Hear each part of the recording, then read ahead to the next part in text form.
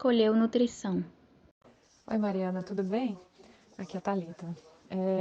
Então, com relação à sua primeira pergunta, por que que eu escolhi nutrição? Na verdade, quando eu escolhi nutrição, foi pensando em trabalhar com serviços de alimentação. Eu gostava muito de cozinhar desde pequena e eu achava que eu tinha alguma tendência para trabalhar com serviços de alimentação. Durante a faculdade, foi quando eu me apaixonei realmente pela parte clínica da nutrição e eu entendi o quanto a nutrição poderia ser benéfica em questão de saúde da população. E aí isso me despertou o interesse pela área clínica, que é a área que eu atuo hoje. Qual a sua maior dificuldade na carreira? Eu acho que a maior dificuldade que eu tenho na profissão é em relação ao trabalho multidisciplinar, porque a nutrição ela é muito sistêmica. E eu acho que a gente, quando nós estamos estudando, pelo menos na minha época, eu já me formei faz muito tempo, eu me formei em 2003, tá? Pra você ter uma ideia, eu acho que a gente não tem uma visão, não tem essa visão tão ampla que a nutrição nos traz. E a gente sai da faculdade realmente imaginando que sozinhos nós vamos conseguir mudar o mundo. Eu realmente acredito que a nutrição pode mudar o mundo. Esse é um dos lemas que eu sempre levo. Eu falo que a alimentação ela pode mudar o mundo sob vários aspectos, mas eu acho que a dificuldade que nós temos em trabalhar de forma multiprofissional ela ainda existe. Nós encontramos ainda essa barreira. Eu penso que cada vez mais é um desafio que o nutricionista tem que quebrar e graças a Deus eu tenho conseguido isso. Tenho feito muitas parcerias interessantes, tenho trabalhado com profissionais que realmente abraçam a causa da nutrição e entendem a importância do profissional nutricionista dentro de qualquer processo terapêutico. E aí eu digo para você que eu trabalho com médicos, com psicólogos, com terapeutas ocupacionais, com fisioterapeutas, né, várias linhas de trabalho e a gente tem se entendido muito bem. Na verdade, eu acho que não seria uma dificuldade, seria um desafio para a nossa área, entender o quanto a gente precisa trabalhar em conjunto. Pretende se especializar em mais alguma área? E eu pretendo me especializar em fitoterapia, aí sim tirar uma especialização de verdade, né? Até o momento eu só fiz pós-graduações e sigo estudando bastante essa parte clínica. Como você se vê daqui a 10 anos? Bom, daqui a 10 anos, eu me vejo talvez ensinando. É uma coisa que eu ainda quero fazer bastante. Gosto muito da área de pesquisa, gostaria muito de voltar para a área de pesquisa e gostaria muito de ensinar. Então, esse é um desejo que eu tenho para os próximos anos aí. Você tem alguma rede de comunicação com outros nutris? Bom, minha rede de comunicação com outros nutris é somente por grupos, né, de WhatsApp.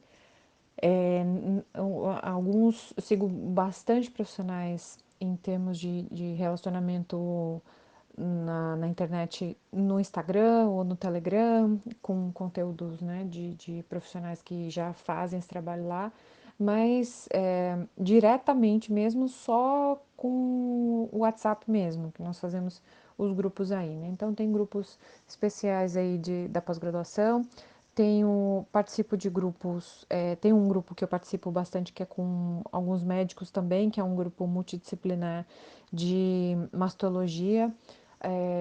Faço essas participações também em grupos de nutricionistas da pós-graduação, de nutrição funcional. Eu faço também o curso de formação em nutrição funcional do Gabriel de Carvalho, então a gente tem também grupos lá e eu faço muito essa interação por aí.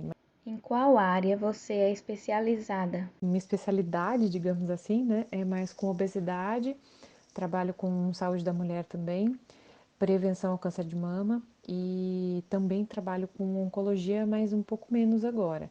Estou muito mais focada em obesidade recentemente.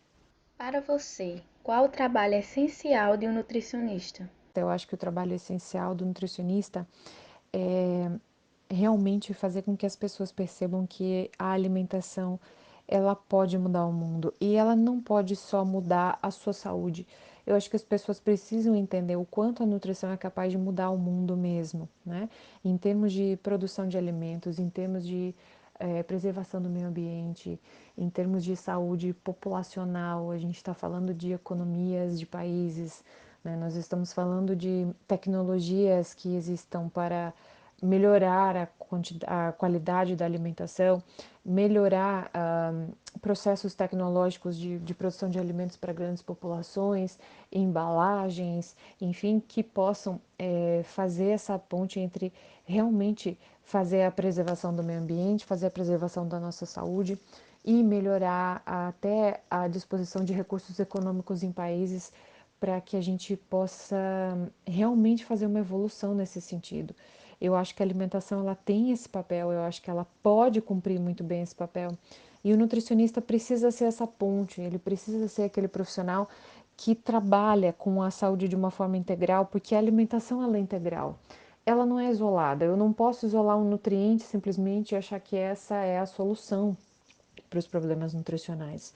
Nós lidamos com nutrientes isolados em diversas modalidades terapêuticas, mas a alimentação ela é complexa, ela é rica. Então, quando eu falo de um alimento, eu estou falando da maneira como ele foi produzido, aonde ele foi produzido, quem foram as pessoas que produziram esse alimento, de que forma ele chegou para mim, quanto eu estou pagando por esse alimento e quanto realmente ele está valendo dentro de toda a cadeia produtiva. E isso tem um impacto muito grande. Eu acho que a gente precisa se envolver muito mais nessas questões também. Então, o nutricionista, ele tem que estar ciente do seu papel na nutrição da sociedade de uma forma que vai impactar em todos os níveis de evolução do ser humano, né? Então, a gente vai trabalhar com a nutrição não só no indivíduo, mas em populações, e eu estou falando realmente de mudar o mundo, né? Realmente a gente pode dizer assim, a alimentação pode mudar o mundo. E eu acredito que o nutricionista ele precisa ter essa consciência cada vez mais e entender o quanto o seu papel é importante, o quanto a alimentação, que é uma coisa que nós fazemos pelo menos 3 vezes ao dia, de uma forma geral, é, ela não é tratada como uma coisa que realmente pode impactar uma sociedade como um todo. E o nutricionista tem que ter essa consciência, sim. Qual o público que você mais atende em seu consultório?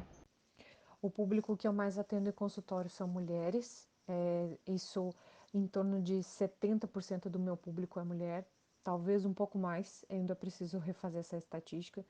E essencialmente eu tenho trabalhado com mulheres, priorizando tratamento para obesidade e prevenção de câncer de mama. Eu tenho a felicidade de poder trabalhar com prevenção de câncer de mama, justamente por estar integrada em uma equipe multidisciplinar também que apoia esse trabalho, que faz esse trabalho. Eu acho isso muito bacana. Eu sou muito feliz realmente com o público que eu atendo. Como estava sendo a procura antes da pandemia? O que mudou? Bom, antes da pandemia eu tinha uma quantidade de casos bastante diversificado e sempre predominou mulheres, isso é uma predominância que ela existe, né? Em termos de preocupação com a saúde de uma forma geral, as mulheres elas são muito mais preocupadas, mas depois da pandemia, a quantidade de pessoas procurando tratamento para o excesso de peso, ela teve um crescimento assim exponencial, né?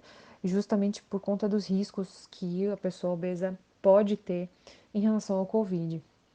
E eu trabalho em uma clínica onde os pacientes eles se internam para fazer o tratamento da obesidade, eles ficam pelo menos 3 meses, 4 meses, um ano. Eu tenho um paciente que recentemente internou para ficar 140 dias, não, 440 dias, perdão. E são pacientes que procuraram muito a internação e o tratamento para a obesidade durante a pandemia de uma forma muito mais agressiva, digamos, né? Por medo realmente dos riscos que a obesidade pode trazer nesse período de pandemia. Então, acho que esse foi um crescimento importante que surgiu aí durante a pandemia. Muito menos mulheres me procurando para fazer tratamento para gestação, por exemplo, para planejamento de gestação, que era um público que também eu atendia, mas a obesidade realmente foi muito mais marcante nesse período da pandemia.